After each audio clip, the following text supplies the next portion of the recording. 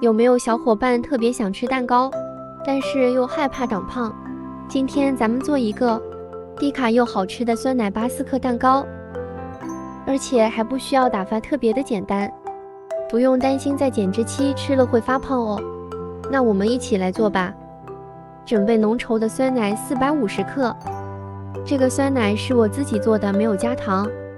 如果在超市买的话，就买那种比较浓稠的老酸奶。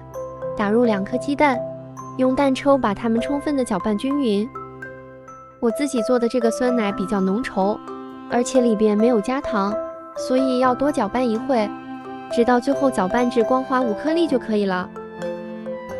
加入25克淀粉，30克代糖，这个是零卡糖。用蛋抽继续的给它搅拌均匀，因为咱们做的是低脂版的，所以尽量的用低卡糖。搅拌均匀后，先放一边备用。取一个6寸的模具，铺上一层油脂，这个量正好是做6寸的。先倒入一半面糊，撒一点点蔓越莓干，或者你喜欢吃的干果都可以。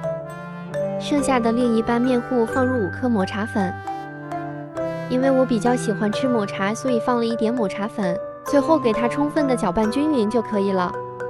打抹茶面糊倒入模具中。倒的时候要稍微轻一点，最后给它震2下，震出空气，然后放在一个烤盘内，烤箱200度上下火，提前预热5分钟，放在中下层烤40至50分钟。因为每家的烤箱脾气不一样，所以自己掌控这个时间就可以了。很快蛋糕就烤好了，先把它取出来晾凉。晾凉后再放冰箱里冷藏一下，口感会更好。我冷藏了3个小时，从冰箱里拿出来，表皮是这种皱皱巴巴的。我们从油脂里边给它拿出来，先放在一个盘子内，上面呢再撒一点抹茶粉。撒上抹茶粉之后，它的颜值就更高了，吃起来心情也会变好。然后我们把它给切开。我最后一共是给它切了8块。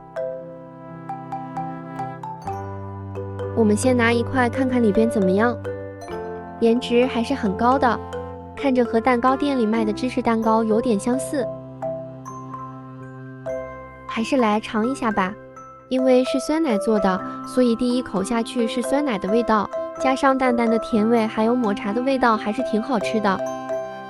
如果你想吃蛋糕又害怕长胖的话，可以试试这个做法。唯有美食与你不可辜负。